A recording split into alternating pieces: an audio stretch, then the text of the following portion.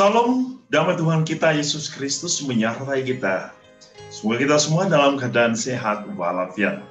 Saudara-saudari, salam jumpa kembali dalam renungan harian Santapan Jiwaku. Dan hari ini kita semua akan mendengarkan firman Tuhan dari Injil Lukas, bab 16 ayat 19 sampai 31. Saya mengundang kita sekalian untuk mendengarkan firman Tuhan, dan semoga firman Tuhan hari ini meneguhkan iman kita untuk menggunakan waktu yang Tuhan berikan sebaik-baiknya agar kita boleh bertumbuh, berkembang, dan menghasilkan buah yang berlimpah. Mari kita mendengarkan firman Tuhan. Inilah Injil Yesus Kristus menurut Lukas. Sekali peristiwa, Yesus berkata kepada murid-muridnya, "Ada seorang kaya yang selalu berpakaian jubah ungu dan kain halus, dan setiap hari ia bersukaria dalam kemewahan. Dan ada seorang pengemis bernama Lazarus. Badannya penuh dengan borok. Ia berbaring dekat pintu rumah orang kaya itu dan ingin menghilangkan laparnya dengan apa yang jatuh dari meja orang kaya itu. Malahan anjing-anjing datang dan menjilati boroknya. Kemudian matilah orang miskin itu, lalu dibawa oleh malaikat-malaikat ke pangkuan Abraham. Orang kaya itu juga mati, lalu dikubur. Sementara menderita sengsara di alam maut, ia memandang ke atas, dan dari jauh dilihatnya Abraham dengan Lazarus duduk di pangkuannya. Lalu ia berseru, 'Bapa Abraham, kasihanilah aku. Suruhlah Lazarus mencelupkan ujung jarinya ke dalam air dan menyejukkan lidahku, sebab aku sangat kesakitan dalam nyala api ini.' Tetapi Abraham berkata, 'Anakku, ingatlah engkau telah menerima segala yang baik semasa hidupmu, sedangkan Lazarus segala yang buruk. Sekarang ia mendapat hiburan dan engkau sangat menderita. Selain daripada itu, di antara kami dan engkau terbentang jurang yang tak terseberangi, sehingga mereka yang mau pergi dari sini kepadamu, ataupun mereka yang mau datang dari situ kepada kami, tidak dapat menyeberang.' Kata orang itu, 'Kalau demikian aku minta kepadamu Bapa, supaya engkau menyuruh dia ke rumah ayahku, sebab masih ada 5 orang saudaraku, supaya ia memperingatkan mereka dengan sungguh-sungguh, agar mereka kelak jangan masuk ke dalam tempat penderitaan itu.' Tetapi kata Abraham, 'Ada pada mereka kesaksian Musa dan para nabi. Baiklah mereka mendengarkan kesaksian itu.'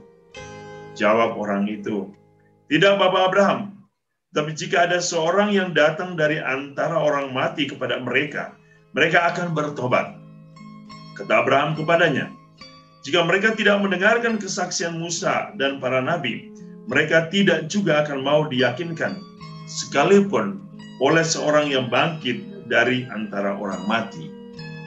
Demikianlah Injil Tuhan. Saudara-saudari yang dikasihi Tuhan, hari ini kembali kita mendengar dalam masa Prapaskah suatu kisah yang menarik tentang bagaimana kita menggunakan harta yang diberikan oleh Tuhan secara bijaksana. Dalam masa Prapaskah kita merenungkan 3 hal. Yang pertama sedekah, berdoa, dan puasa. Dan hari ini kita diundang untuk berbicara tentang sedekah. Pada poin pertama, kita semua harus menyadari bahwa hidup kita adalah suatu pemberian Allah. Harta yang kita miliki adalah titipan Allah.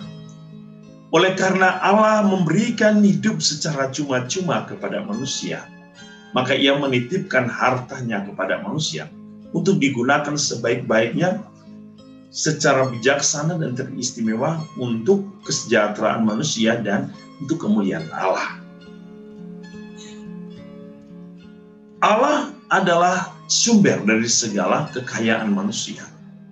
Ia mengambil inisiatif untuk memberikan kepada manusia dan mengusahakan agar manusia dapat bertindak bijak, memberikan kebahagiaan bagi dunia, sesama manusia, dan teristimewa melalui kekayaan yang kita miliki, kita semakin memuliakan Allah, bersyukur kepada Allah atas sumber kenikmatan kekayaan yang Allah berikan. Poin yang kedua,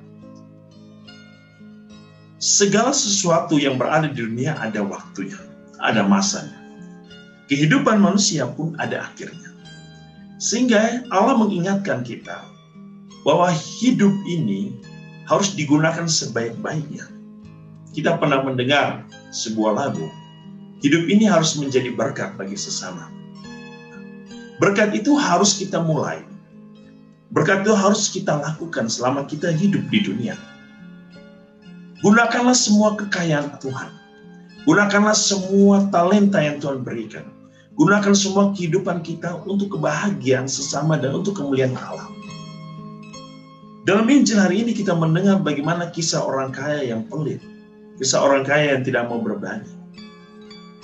Masa puasa, masa Prapaskah adalah masa yang terbaik untuk kita menyisihkan harta kita, kekayaan kita, dan memberikan kepada orang-orang yang membutuhkan. Orang yang sakit, orang yang lemah, orang yang menderita, orang yang miskin. Atau dengan kata lain, dalam masa Prapaskah, kita mau memberikan hidup kita bagi sesama, membagikan berkat Allah yang kita miliki bagi sesama, agar sesama kita pun menikmati berkat Allah yang Allah titipkan melalui kita. Sehingga kita mendengar kisah hari ini bahwa ada konsekuensi dari penggunaan harta yang salah. Ada konsekuensi dari penggunaan harta yang tidak tepat sasaran. Ada konsekuensi dari tindakan manusia yang terlalu pelit untuk berbagi.